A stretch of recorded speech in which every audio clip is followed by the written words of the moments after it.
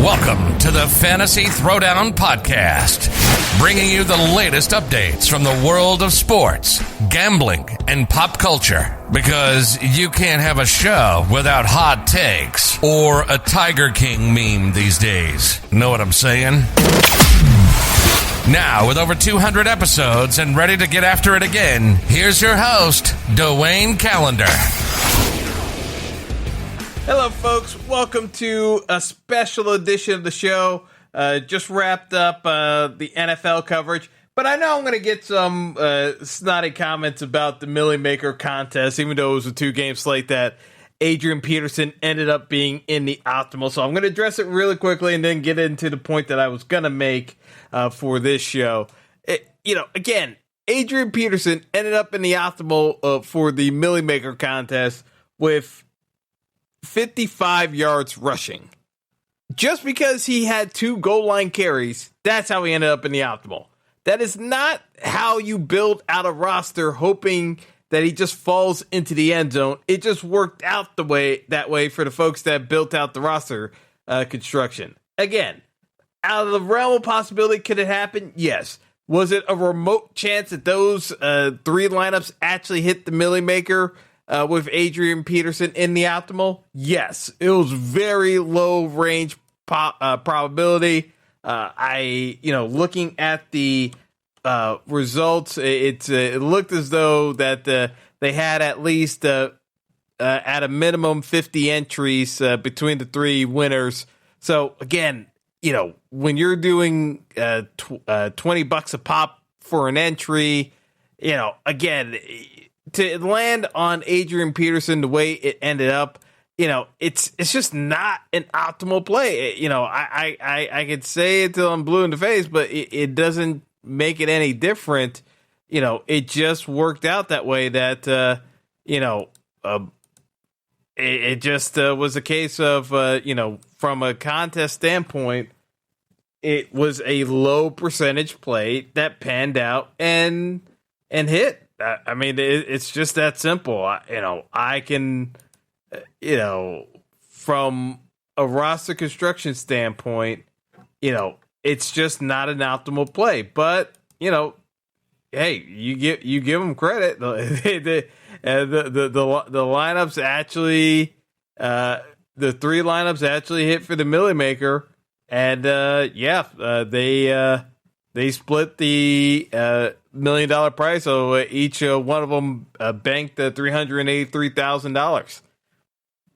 I mean, but if you look at the lineup, it was Deshaun Watson, Antonio Gibson, Duke Johnson.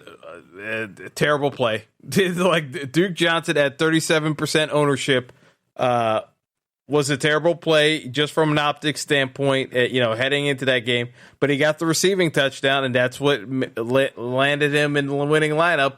But at 37% ownership, he had 17 points. He got the number, but man, it's an ugly way to get there. And again, Adrian Peterson, 17.5, got there on 2 rushing TDs.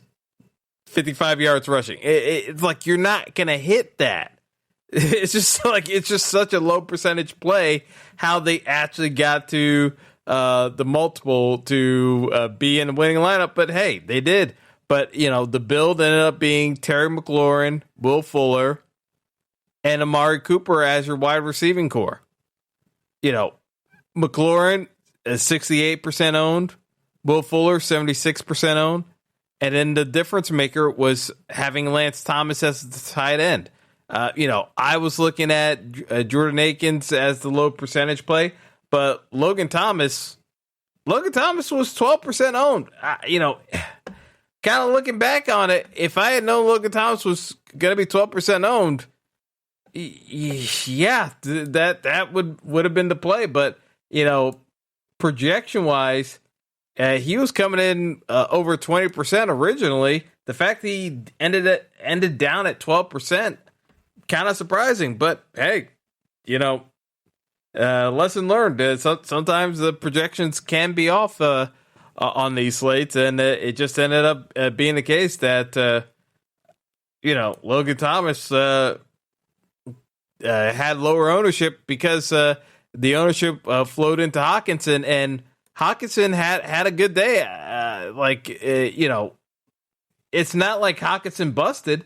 Hawkinson had about 14 points, but he was over 50% ownership. Maybe the Swift news shifted it enough that enough people just gravitated towards Hawkinson. But, the one play that if it hit the Millie Maker that I would have just been unbelievably tilted was the fact that the second place finishers were playing Mohamed Sanu. Mohamed Sanu had 0 catches for the Detroit Lions coming into today. Today, he had 4 catches for 32 yards, a touchdown, and he also got a 2-point conversion catch for a 15-point score at min price at $3K. Listen, there's no way I could have ever recommended playing Mohamed Sanu, even though he played a couple of games for the Lions already, had 0 catches, mind you, actually producing positive points today. There's no way I was going to recommend Mohamed Sanu. God bless if you played him. But, man, again, just very, very low percentage plays.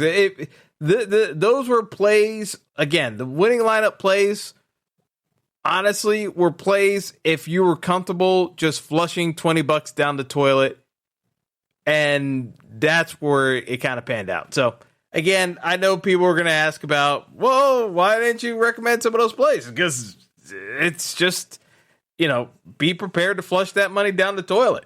It just so happened that the low percentage play under 1% actually panned out, but that's just not a high quality play whatsoever. So that's just the way it goes. But that was the slate in a nutshell. So getting into where I was actually going to go with everything is Black Friday and Cyber Monday, and the holiday gift season as it is. Obviously with the pandemic and everything going on, it takes on a different meaning this year because budgets are even more constrained than usual. So I'm not going to go into the massive extravagant electronics displays because it just doesn't seem logical this year to be doing big ticket items because even though you've got TV prices coming down for OLED, it just doesn't make a whole ton of sense recommending TV prices above $1,000 this year. If you want other context, there are other sources to kind of go to for that stuff. I'm just kind of focusing on, things you can do for the holiday season, whether it's for yourself or others, and kind of set things in motion that way. So without much further ado, I'm going to actually start the conversation in a different realm than normal. And I'm actually going to talk about the work from home environment.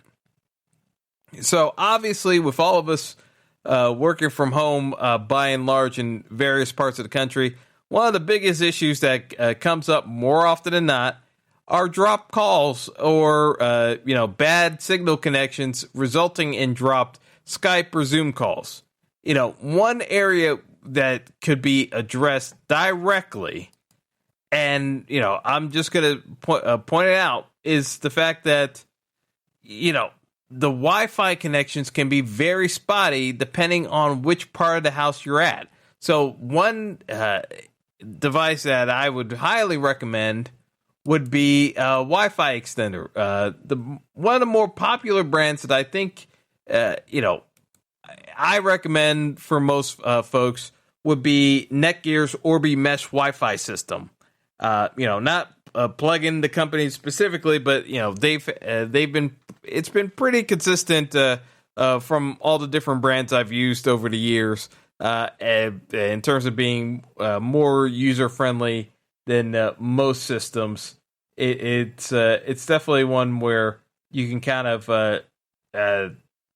take this as a system that reliability wise, it's actually pretty stable. So I would say by and large,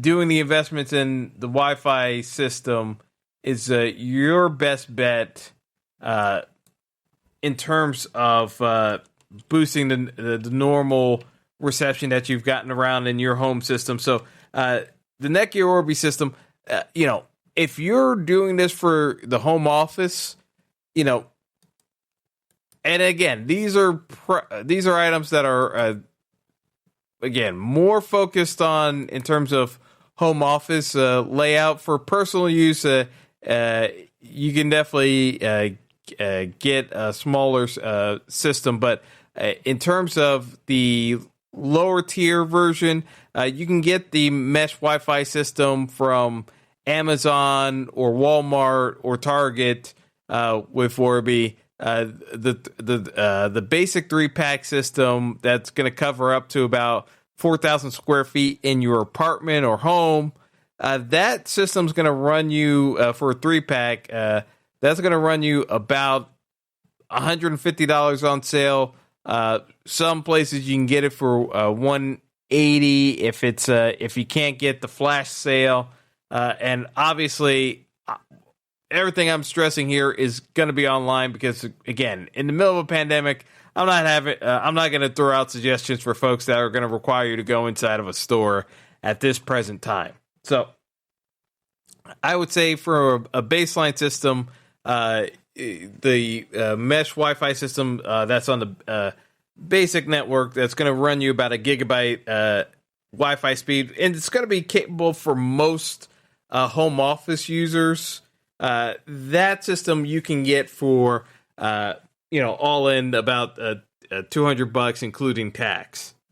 Now, for the higher end customers that are doing a lot of, and again, these would be, and you know who you are, if you're doing a lot of video calls from your home in your office, or if you've got a number of family members that are gaming and you're dealing with children that are doing learning from home during the day while you're doing video conferencing, that ends up taking more of a strain on your Wi-Fi network than you would actually understand. And part of the reason why you're getting dropped calls is because your Wi-Fi system, throughput wise, unless it's every computer's hardwired through Ethernet, your Wi-Fi system's not going to be able to handle that many users doing video streaming.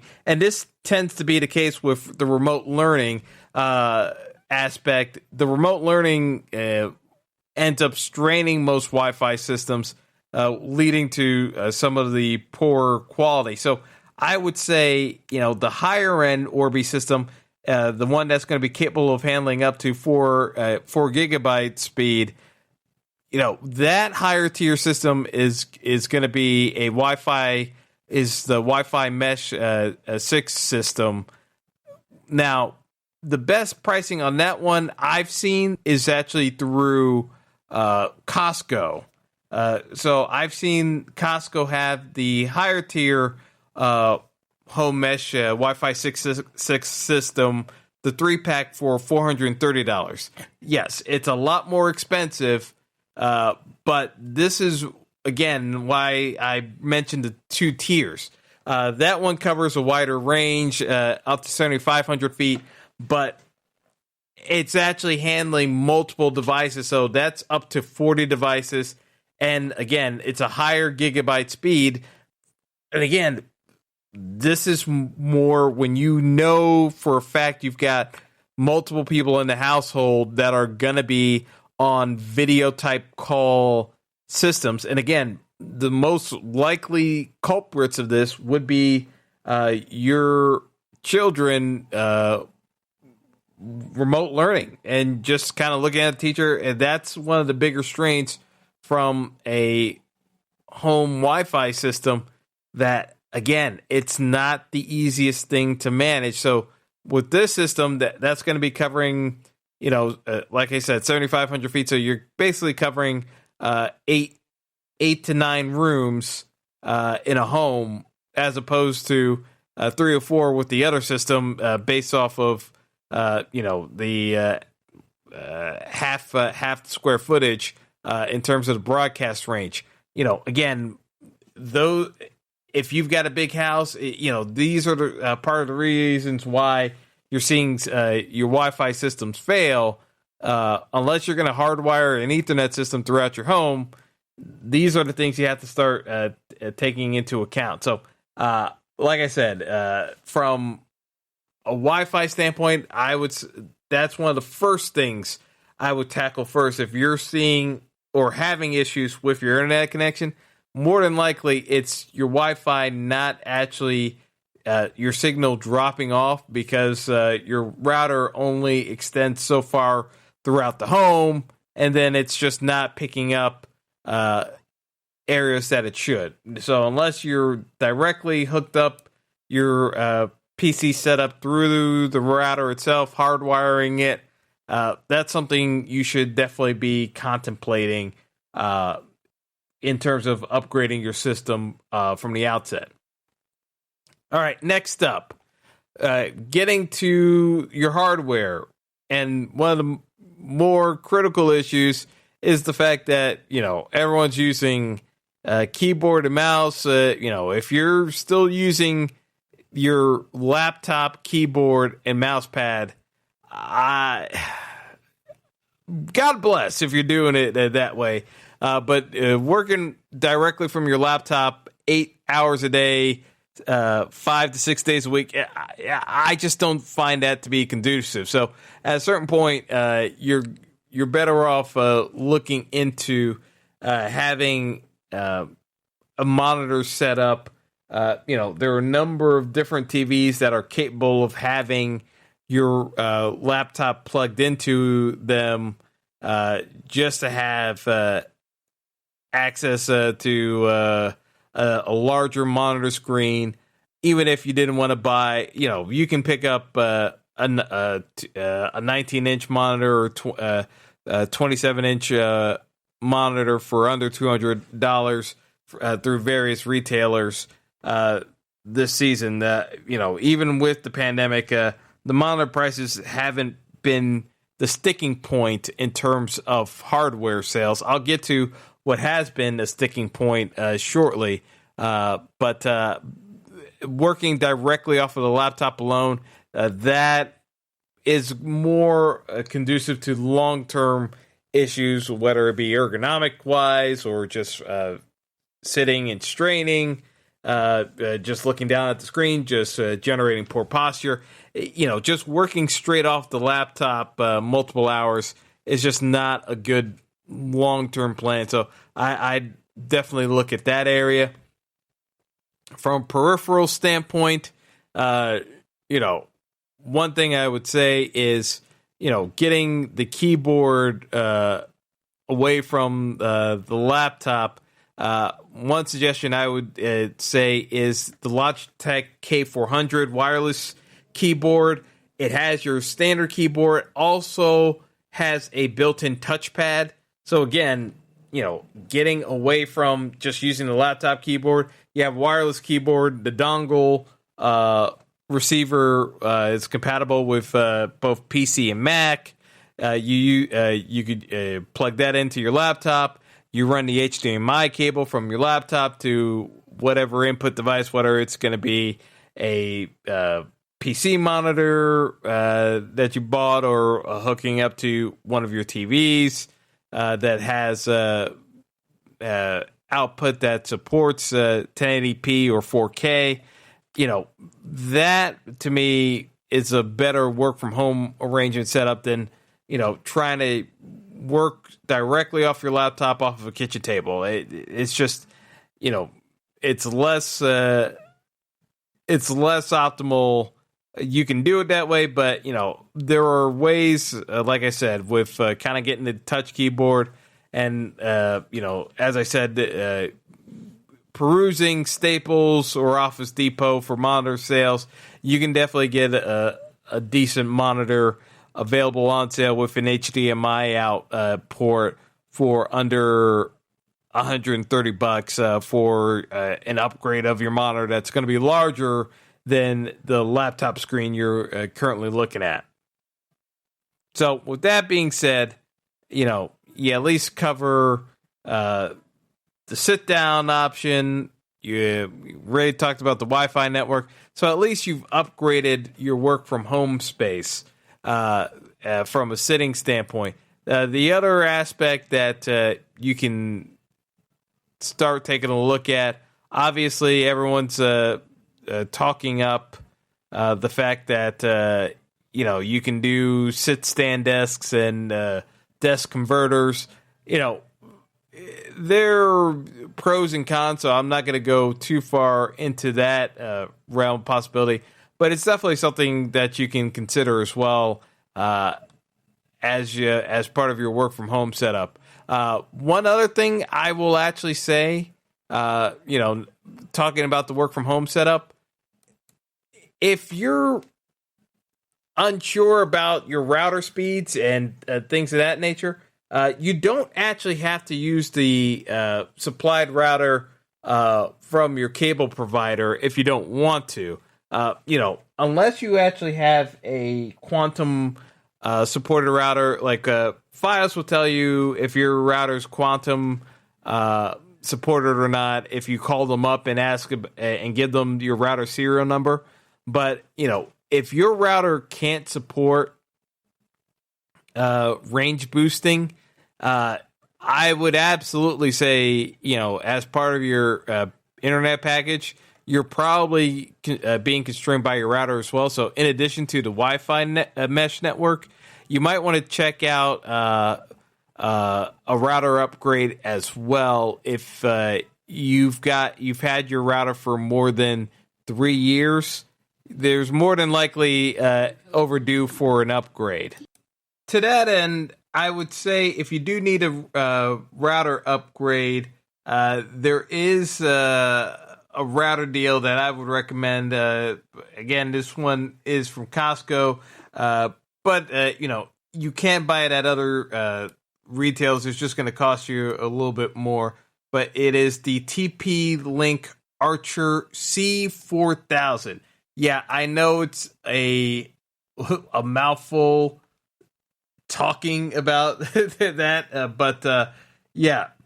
So the C4000 from TP Archer, that will run you $100 at Costco. It's more expensive at some of the other retailers, but it's on sale at Costco. Normally it retails for about $180, but that router is more than powerful enough. Again, like I said, to address some of the broadcasting issues. Now, again, having a top-of-the-line router is not necessarily going to absolve you of everything. If you've got a large house, it will take care of a 1 to 2 bedroom apartment.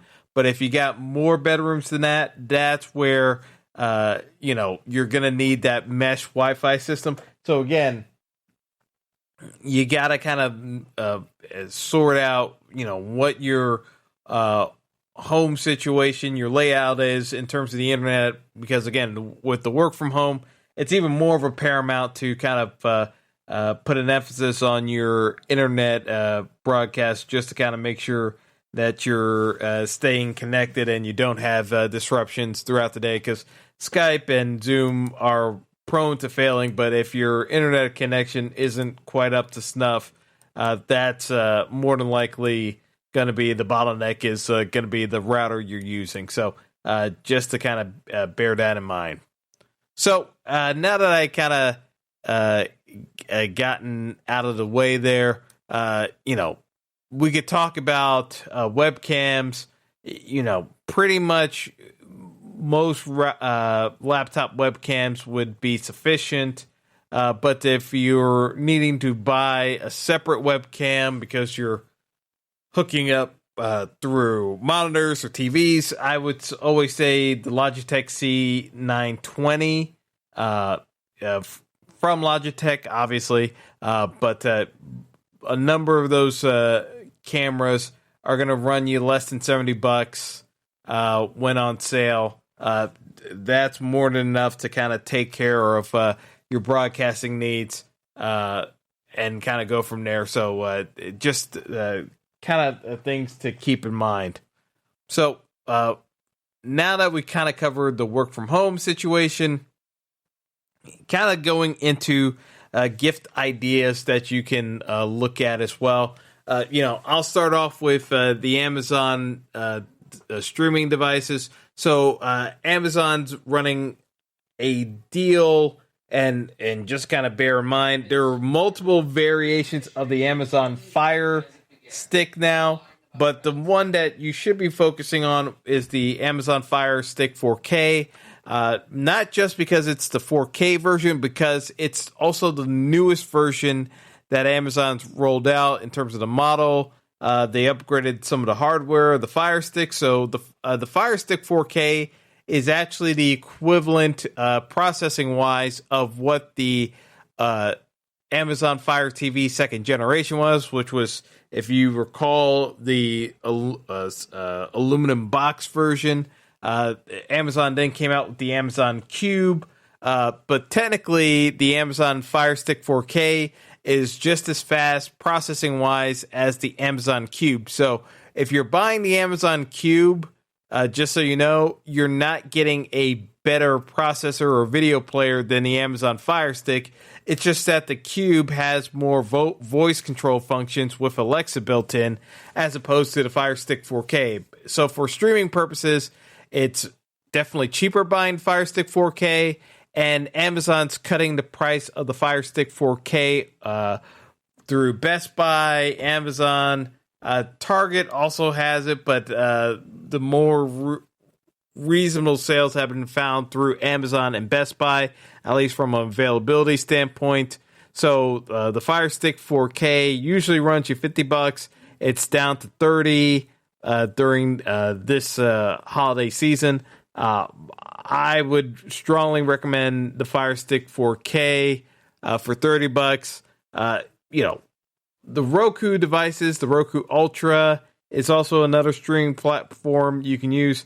It kind of depends on what you're looking for. The Fire Sticks built into the Amazon ecosystem. If you're an Amazon Prime customer, I would say by all means go with the Fire Stick 4K as an option. If for some reason you're not an Amazon Prime customer already, then Roku probably makes a little bit more sense, just because you've got more variety in programming you can watch through Roku without having to have a subscription to a service, as opposed to Amazon, where it's kind of leading you towards buying more into the Amazon ecosystem.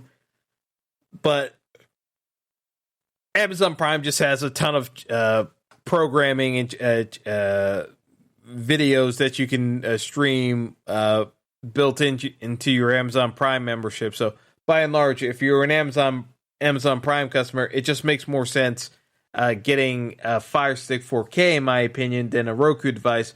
But you can also get a Roku device as well. It's also got a very well built out platform. The Roku, from a sales perspective, the best deals I've seen on the Roku has been also kind of tied to Amazon, to be honest.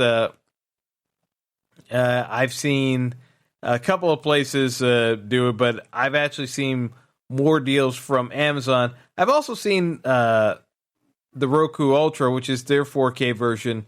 I've seen it on sale at Kohl's, believe it or not. Kohl's is getting more into electronic streaming than anything else.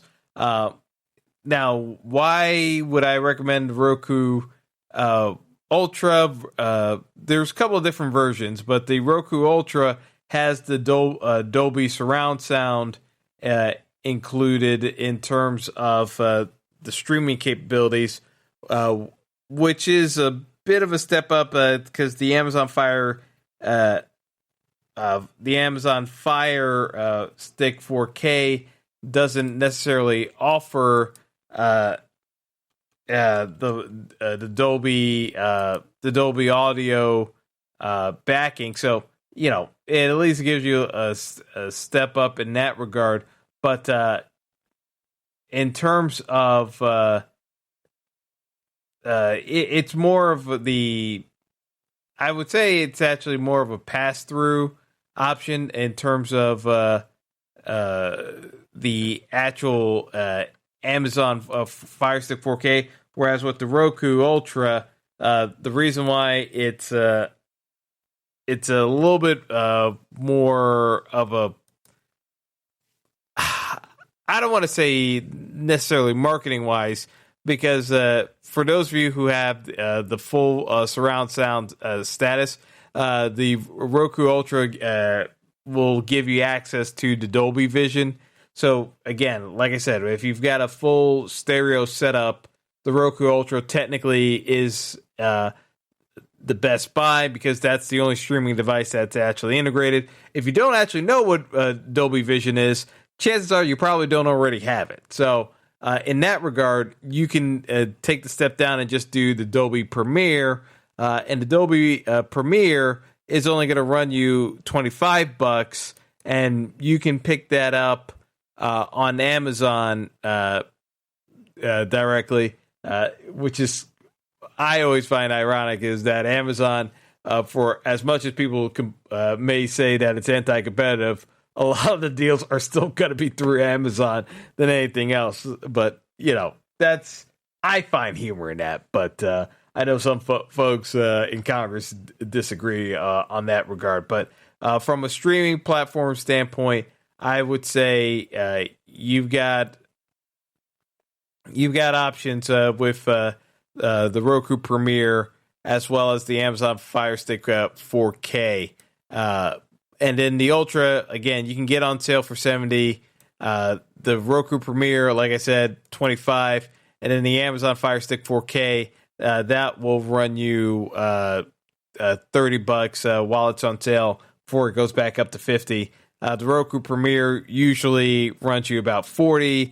The Roku Ultra, you can get it on sale for $70, but normally that retails for $100. So again, different price points, different savings. But during this next couple of days, you can definitely check out. Most of those sales are going to be happening on Amazon. You should also see them on Best Buy. And then for the Roku Ultra, Amazon is price matching Kohl's, so you should be able to get access to the sale at $70 on Amazon as well. So again, just different things to bear in mind as you kind of peruse the various streaming options in that regard for gift ideas. All right, so talked about some of the streaming ideas. Let's talk about from a gaming perspective. There's a lot of talk because of video games. There was 2 big releases between the PlayStation 5 and the Xbox Series X. I'm going to be blunt as much as possible. Adopting early video games hardware is almost a lose-lose situation, because there's usually hardware bugs that they're sorting out with the first batches. If you want to be an early adopter, by all means, you can do so, but you're not going to get much in the way of sales. We've already seen the market be bought up by scalpers with help of electronics, buying up consoles because the Xbox Series X will run you a little north of $400. The PS5, the digital version, which does not include does not include an ability to play software discs. You have to download every purchase with the digital version of the PS5. That will run you $400.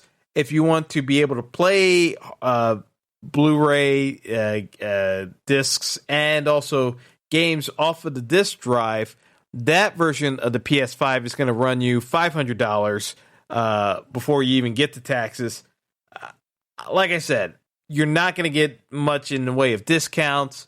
And more often than not, the scalpers are already going to beat you to the pricing online because they're using scripts and various other measures to do the shopping online and kind of beat you to it. Now, if you want to pay for a waiting service to wait in line and pick up certain devices for you, you can certainly do so. It's just, you're going to pay more money for that, and some of those services are going to run you another $40 to $60. I mean, again, that's up to you, but that's not necessarily saving you any deals. The one thing I would suggest from, those of you looking to buy something gaming-wise, I'll actually throw out a different suggestion, which I wasn't necessarily thinking of, but I think it might be somewhat worthwhile to explore. The option that I am talking about is actually Google Stadia. Now, some of you may be wondering, what in the world is Google Stadia? Well, Google actually launched its own video game service and computer game service a little over a year ago now. Google Stadia is not console-based. Google basically built out a platform to do web-based game streaming through either any computer that's capable of launching Google Chrome, or if you wanted to hook up a Chromecast Ultra to pair with a wireless controller to play on a TV. But basically, you could just play this through a computer all the same instead of having to use the Chromecast with your TV. So, again, there is flexibility. Now, this is where folks kind of look at it saying, what's the catch?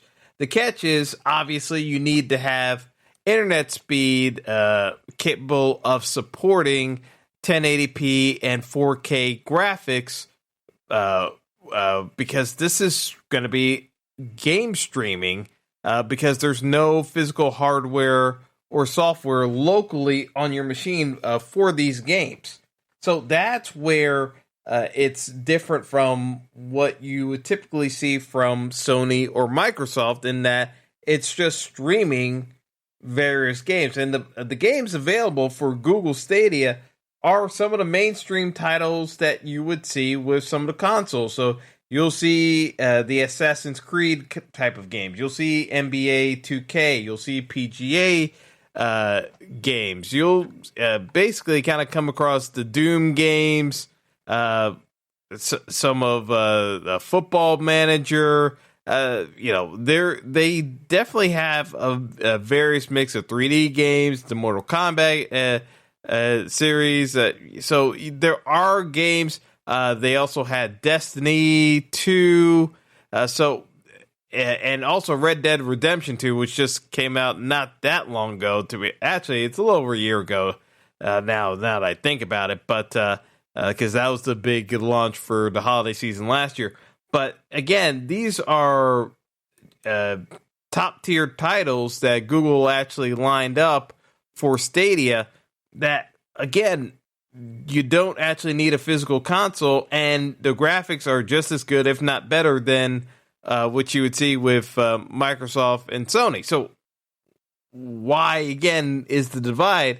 And part of it is tied to the fact that you need the internet connection. So, as I said, from the router, Wi-Fi booster with the mesh network, you do need a top-tier system to kind of do that, and also an internet plan that's not going to throttle you. So, there are things to keep in mind, but by and large, if you had a child that was already gaming, technically, they're probably already having your internet system that's up to speed with what Google Stadia needs anyway. And instead of paying $400 and $500 for a new console, you might want to look into Google Stadia, because one of the big launches that's coming to Stadia in less than 2 weeks is Cyberpunk 2077, which is the big console release that's going to be competing on the latest Xbox and PS5 systems.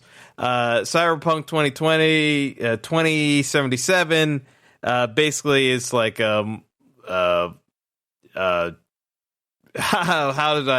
I would say it's the typical open world adventure game, kind of along the lines of the Grand Theft Auto type series, except it's based in this cyber world, and the big calling card to it is that it's technology based. But in terms of the acting, they got Keanu Reeves to play one of the main characters, so that was one of the hook for the series, in that, you got Keanu Reeves kind of doing his own spin on the Morpheus character as you're guiding your character through this cybernetic world. But that's supposed to be the big fall console mover for the next gen systems. So it's coming out for Xbox X, the PS4, the PS5. So it's coming out for all the next gen systems, but it's also releasing for Google Stadia at the exact same time.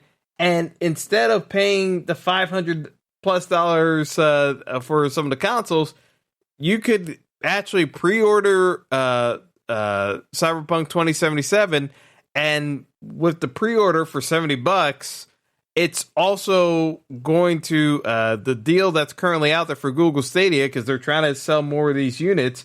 It's going to give you the Stadia Premier version that includes a controller and the Chromecast Ultra. So you have basically, because the Stadia controller sells for $70, the Chromecast Ultra will actually run you $100 normally. On sale, you could get it for $70. So to be able to get the Stadia Premier Edition just by pre-ordering Cyberpunk 2077 is actually a discount. They're basically giving away the game for free just to get people more in line with Google Stadia. Is this a sign that Stadia is not doing as well with customers? Possibly.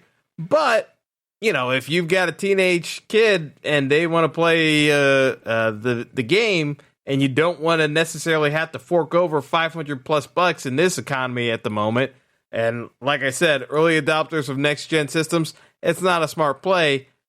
I would say you should be taking up Google on this offer, because, hey, if it doesn't work out, at least they get to play the game for a while. They beat it, and then you sell the Google Stadia, the controller, and the Chromecast, and you actually make a profit off the deal.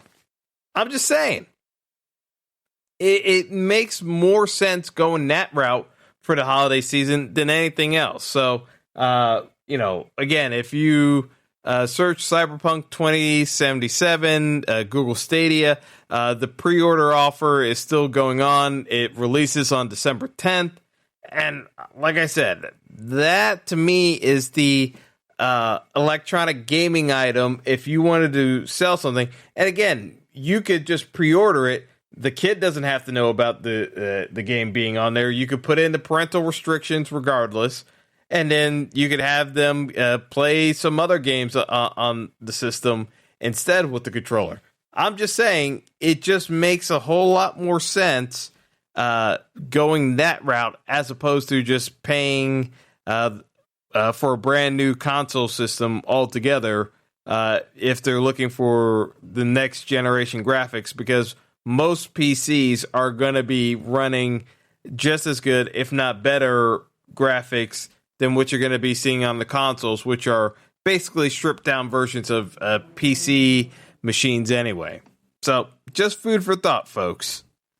So with that out of the way, let's get to the TVs. And like I said, I was going at it from a different perspective this year, just seeing the best budget items that I've seen across the spectrum of different categories of TVs. So for a bedroom type of set, the first one that I would start off with is, there is a 50-inch Insignia-based Amazon Fire TV for that's the 4K version of the Fire TV, 50-inch TV set on sale at Best Buy for $150. that you can purchase online. Again, 50-inch TV set, 4K, built in with the Amazon ecosystem. If you're a Prime customer, this is a no-brainer. If you've got parents or folks that are looking for a bedroom set that you're trying to get an electronic gift set for, this would be a no-brainer purchase for them. Or if you're looking for a backup TV set, again, it's not going to have all the key features that you're looking for, but it is going to have basic streaming capabilities through Amazon Fire. And again, it's a 4K TV set for under $200. And at 50 inches, a decent size for a bedroom TV. You could do a lot worse for $150 at Best Buy. So to me, that is the budget TV price that I would recommend for folks to go after if they want to try to get something that's affordable while at the same time a nice picture quality set with streaming capability. So I would look at the Insignia Amazon Fire TV 50-inch set at Best Buy for $150. That I would expect to sell out relatively quickly, given how the price point is at that point, given the size. So that one I expect to be a pretty hot ticket item being sold online. So if you don't buy it online early, I can see that one selling out within the next couple of days. Within the next 24 to 48 hours, and then maybe it pops back up on Cyber Monday. But definitely, I would see that one going by the wayside relatively quickly. Next up, in a slightly higher price range, that would be Samsung's new budget line model. They usually alternate between NU and MU over the years. Now they've actually gone to a different designation, the TU. So so the Samsung model number is a UN, and they'll put in the size, and then it's TU 7000. So usually it's like MU 69 or 63. Like they have different designations, but usually it's the U that gives it away. But the TU 7000 is currently the holiday budget line that Samsung's been going with. And again, these are pretty solid TVs. So what you're actually seeing in different size ranges, you'll see the 55-inch version of this TU 7000 go for about $380, and it's at Best Buy, Walmart, and Target. They've all been in that $380 range for the 55-inch set. The 65-inch version is also retailing for $478. Now, again, this is on the budget line. So, typically what you would see with the budget lines is that the blacks aren't as black as they could be with the top end line. So sometimes in terms of darkness for movies, it'll be more noticeable with scenes that really should be on the darker side, not being as dark. And then the refresh rates for, particularly this comes up a lot with sports and certain action movies as well. But a lot of times it ends up being sports. It's not, it doesn't refresh as quickly. So you can kind of spot where some of the degradation occurs. Now, again, I kind of look at it from the standpoint of, for the price range, these are very solid sets. Nothing wrong with them at all. And, by and large, this should suit most customers in terms of what they're looking for an all-around model that kind of fits the bill.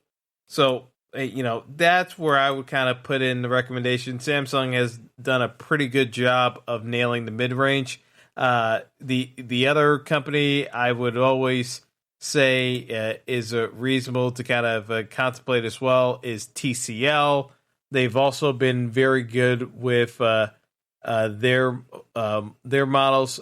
So currently, the TCL 5 series for 2020 works out pretty well in terms of their pricing.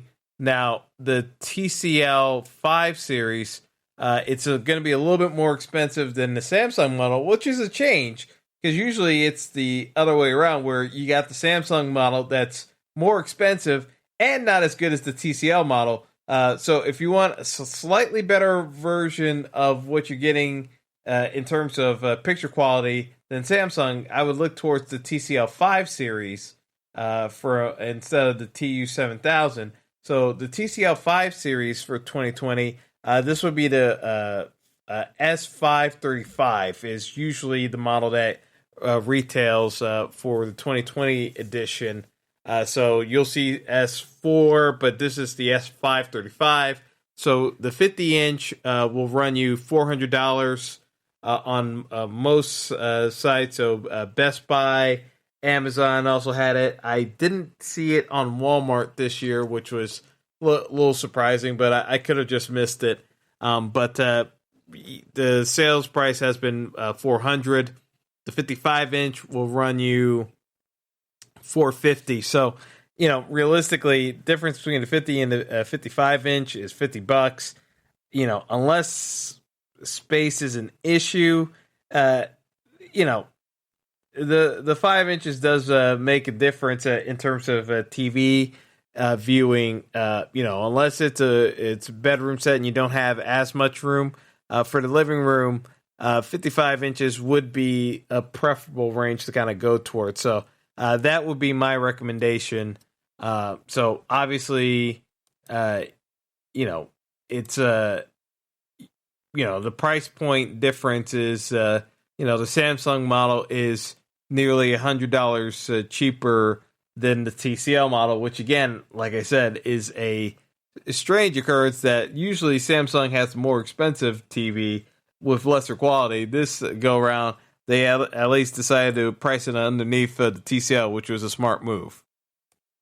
All right, moving things along. For those of you who are looking for large-scale TVs, so obviously we're talking 70 inches and beyond. The prices have come down to the extent where now you can actually have those TVs for under $1,000. So the two items that I would point your direction to, again, keeping things within a reasonable budget.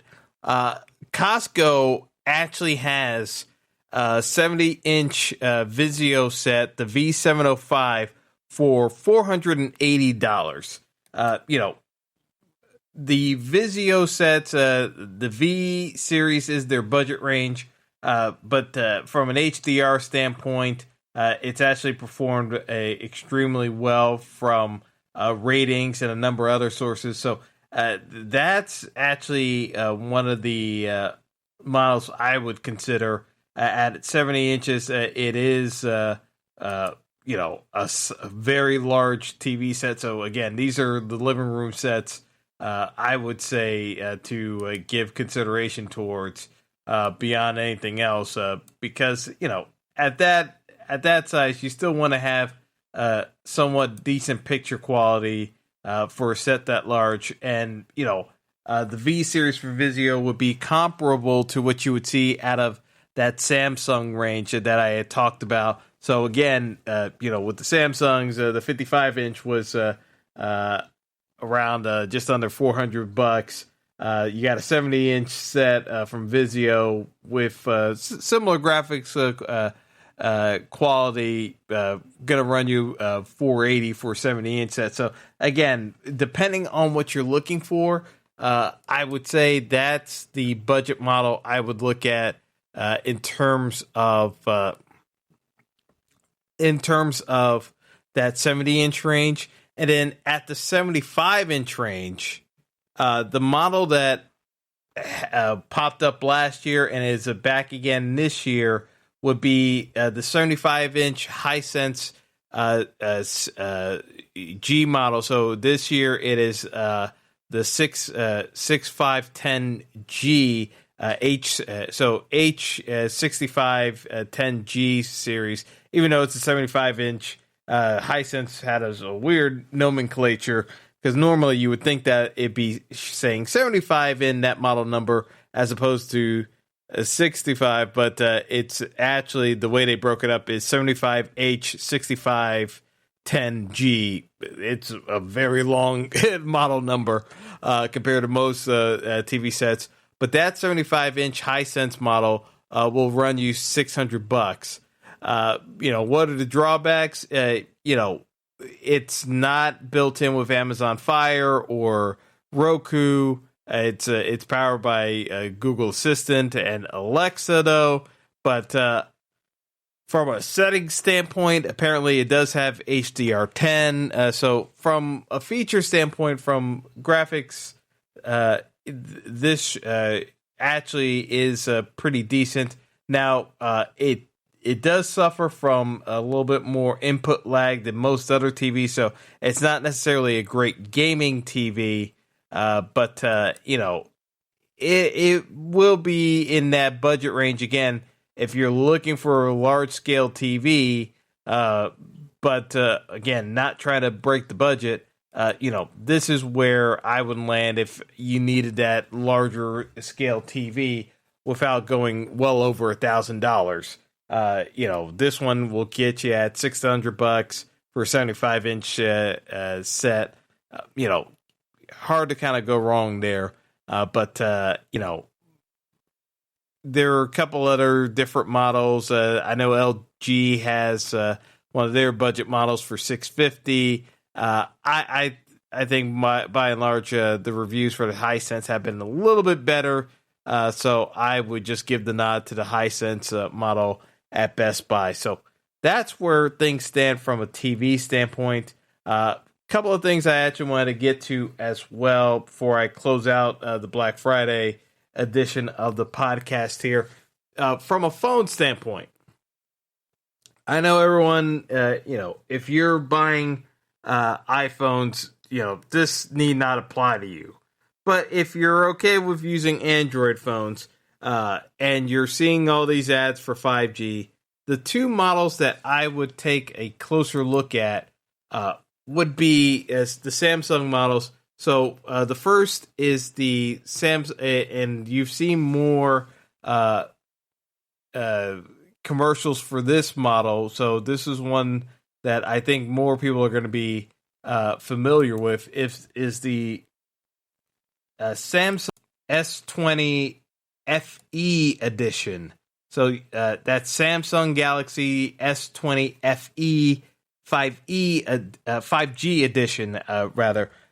So Samsung basically took their Galaxy S20 phone, made a 5G version for it, and basically slapped on a new designation to separate it, calling it the FE. So what does the FE stand for? It stands for Fan Edition. So why is this the model to look at? Obviously you have the Note phones and a couple other variations that are 5G compatible. What stands out for the FE edition? It's the refresh rate being at 120 hertz. That's one of the stand points. But is that really a noticeable difference? Not really, but on those premium phones, that's where they've been touting the refresh rates above all else being the difference maker. It's really, if you're asking me, the refresh rate at being 120 hertz as opposed to 90 hertz, you're not going to see enough of a difference, in my opinion.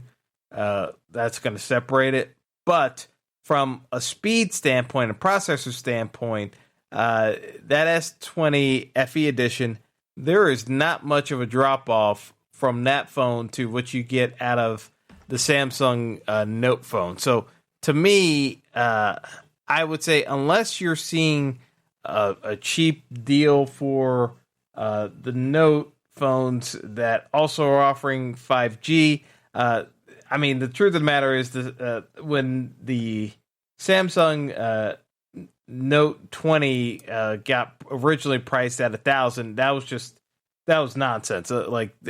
Basically, that phone should be priced at around $650 and on sale for $500, which isn't going to happen for quite some time. But that's really where the Note phones were probably should have been at.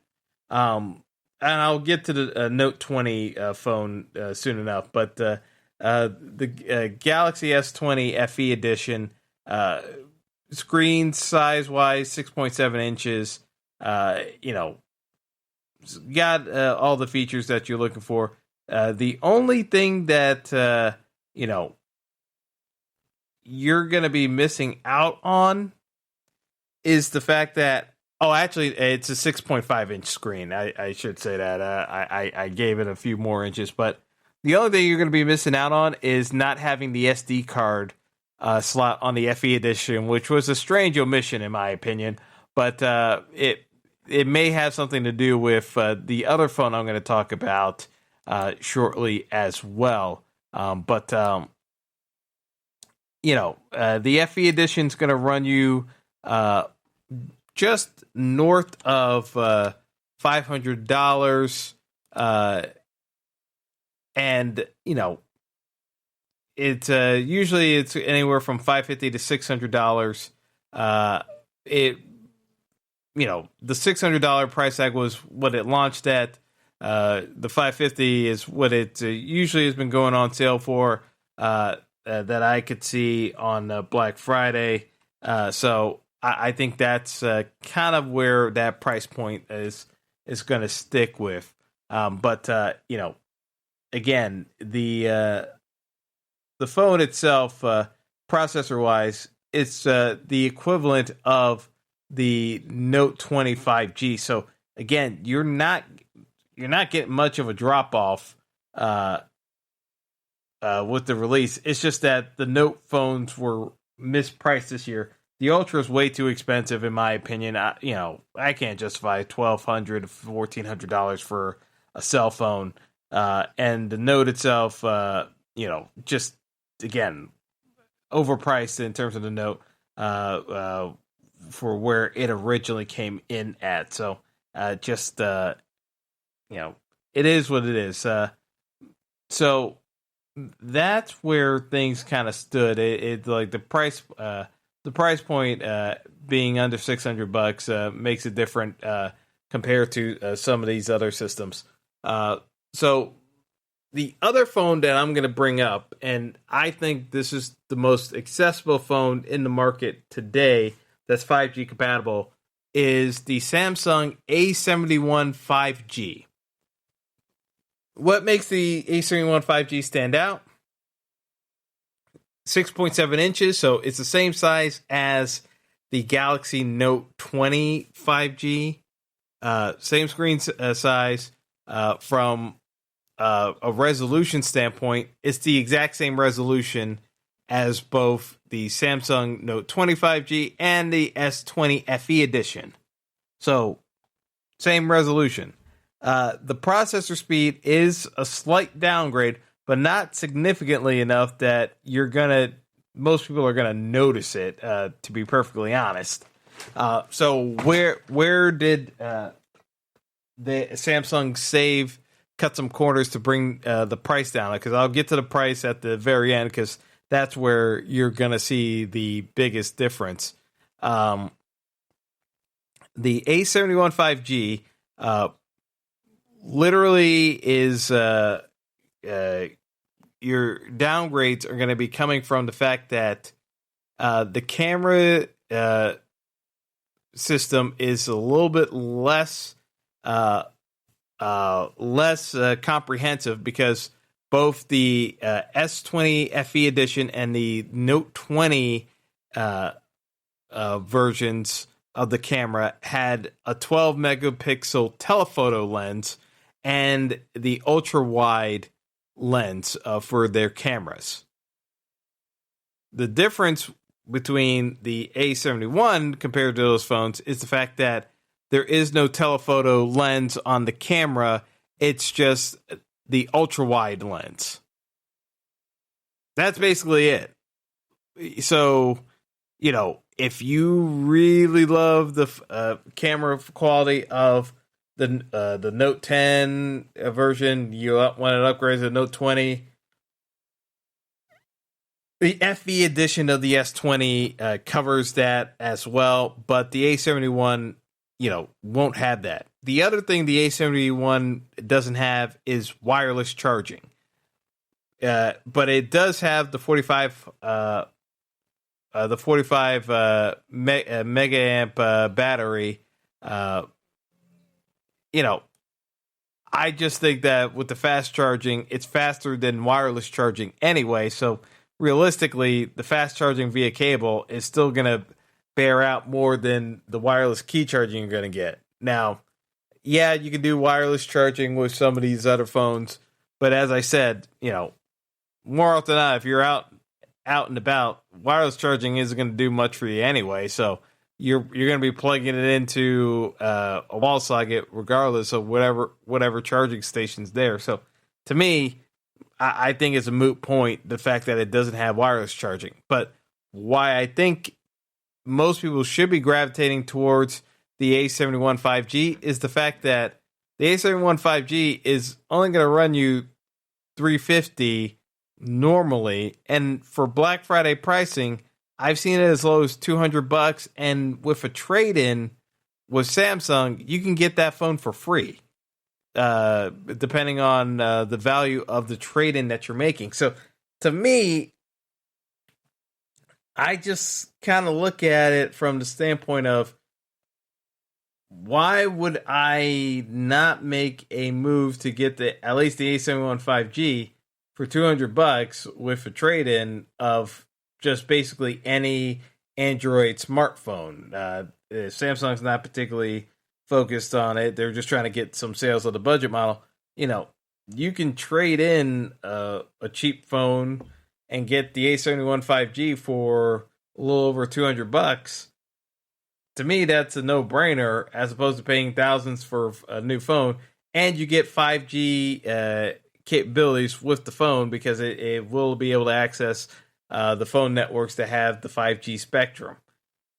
Again, depending on what you're looking to do, it could be different circumstances, but that's a way to play it. The other way that came across my desk is the fact that the Galaxy Note 20 5G is on sale, but this time it's actually through Google Fi. What is Google Fi? Again, Google launched their own cell phone service. For those of you who are uninitiated, Google Fi basically is about 2 years old now. They charge you by the gigabyte that you're using on the cell service. So again, it's usually not as great a service for folks that are data driven hogs when it comes to their cell phone data. But given the pandemic, with everyone being home and using Wi-Fi, that doesn't really play much of a factor for Google Fi users. So with a number port in with Google Fi, you can actually purchase the Galaxy Note 20 5G for $500 on Google Fi right now with the sale that's going on. That's a discount from obviously it's $1,000 phone being priced half off for $500 just for porting in one of your cell phone lines over to Google Fi. To me, it's at least something to try. It's an unlocked phone. You just have to be using the Google Fi service for 90 days. With the winter coming up, we're not necessarily traveling all that much.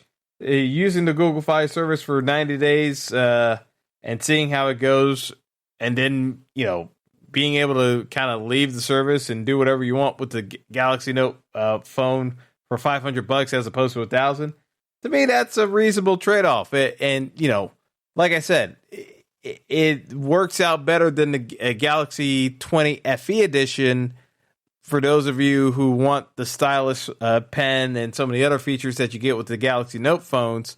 But for those of you who don't want to put up the hassle, the Galaxy S20 FE 5G phone is going to more than fit the bill without having to wait the 90 days. But I'm just saying, for those of you willing to put in the extra effort, the Galaxy Note 20 5G deal over at Google Fi is a very smart play. But for those of you who just want a no-frills, decent budget phone to pick up, the Galaxy A71 5G is a very solid performing phone. That you're going to have no issues with that one whatsoever, spec-wise, and you're definitely going to be able to get some good value out of that one. So that's where I would leave things off from a cell phone discussion. The last topic I want to get to was kind of covering over laptops. And the reason why I want to touch laptops, because it's a very difficult space at the moment, given the pandemic and the demand for laptops these days. Now, in terms of laptops, the kind of things I would say to be on the lookout for is making sure that they have an SSD hard drive that will enable faster booting into Windows. Again, Macs are in their own stratosphere pricing wise, so it kind of defeats the purpose. But from a processor speed standpoint, you're looking for at least an Intel i3 processor. For AMD, you're looking for at least a Ryzen 3. Now, at those levels, you're probably not going to be computing that much faster than what would have been the bare minimum Celeron processors back in the day. But, you're probably also going to see some laptops selling that have Windows S designations tied to them. Just because a laptop is sold with Windows S, which is a stripped down version of Windows where you can only launch apps through the Microsoft store and just being Microsoft approved apps only. So you're very limited in terms of what you can actually operate on a computer. You can get out of Windows S mode with a couple of tutorials online. So if you Google that, you'll be able to get out of it. But the area where I would say by I don't understand. I triggered Google getting activated, but of course someone's texting me, messaging me about Jordan Akins busting. Yes, I know Jordan Akins busted because he dropped the pass in the end zone. Anyway, fantasy talk, but at the end of the day, what it kind of comes down to is, from a laptop perspective, try to get processor speed and power, because, there's just so little opportunity to get laptops at a decent price point with the pandemic. There's just, the demand is so high that it does put a crimp on things. So I would say the best budget laptop going right now in terms of deals would be at Walmart. And again, I can't believe this brand name's coming up, but Gateway is a name. The original Gateway brand has long since been dead. This is likely the firm reusing the Gateway brand for name brand recognition, which again is more nostalgia than anything else, because anyone under the age of 30 has no idea what Gateway is as a computer company. But be that as it may, there is a Gateway Ultra Slim notebook model, GWTN 14, So it's a 14.1 inch laptop that's 1080p resolution. That's also something you should get, a 1080p laptop resolution at this point, because of the way a lot of websites and apps are configured.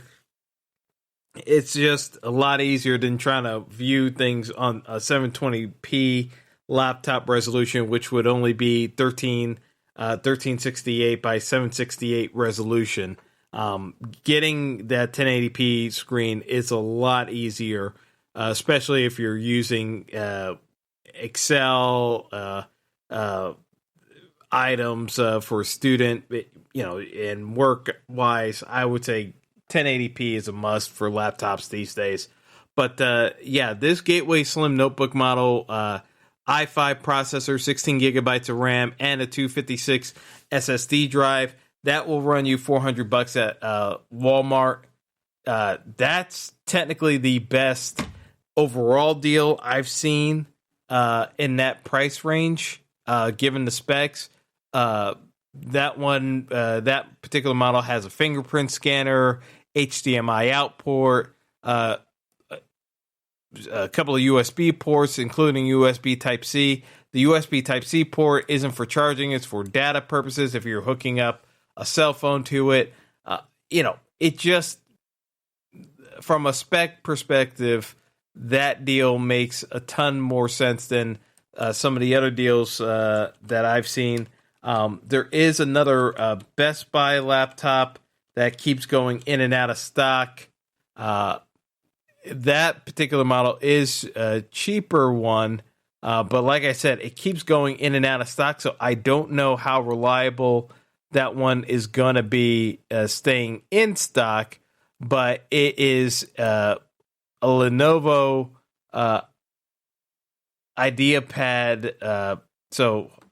Hold on, I'll get the exact model. Yeah, so this model number I pulled up here is the 81WE11UUS SKU 6426707. So it's the Lenovo IdeaPad 3 15-inch laptop. It's an i3 processor with only 8 gigs of memory, but a 256 hard drive, SSD hard drive. And that one is on sale at Best Buy for $300. Now, it keeps going in and out of stock for online delivery. It's still available in stores, which, again, you could go that route. I would advise against it, but, I would say from a laptop perspective, if you pull up the IdeaPad 3 15-inch laptop on Best Buy, for the specs, you can run an i3 processor. It wouldn't be that big of a deal. It's just a little bit slower, but it should accomplish day-to-day computer tasks if you're not doing anything that's extremely memory intensive. This will suit the bill if you're just doing basic office tasks.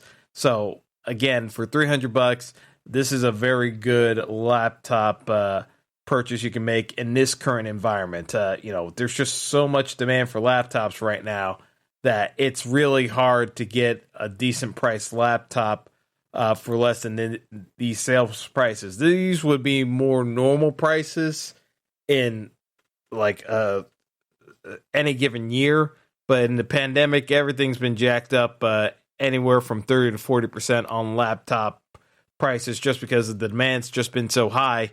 It's been very hard for manufacturers to keep up. So if you're looking for a laptop to kind of give to someone that is in need of a laptop, I will look to those two options this holiday season. It just kind of fits the build. Obviously folks are using tablets and iPads where they can. Certainly there will be some deals for Wi-Fi versions of iPads for the 10-inch models, and you'll find those on flash sales if you do. If you use Camel to track Amazon prices for iPads, you'll find sales occasionally but laptops are so hard to come by, in my opinion, these days that, the two deals I kind of outlined are kind of a representative of things you could look towards. So that's going to do it for the Black Friday edition of the podcast. Hopefully you guys got some useful information out of everything. Again, these are my feedback of different things I've taken a look at. So, obviously not plugging one brand over another, just giving honest opinions and trying to help folks out where I can. So that's going to do it for the show. But thanks for listening. And until next time, we'll get back after with a normal episode covering sports and everything else. So take care, everyone, and enjoy the holiday. Thanks for listening to the Fantasy Throwdown Podcast. Be sure to like and subscribe to the show on Apple Podcasts, Google Podcasts, and all other major outlets.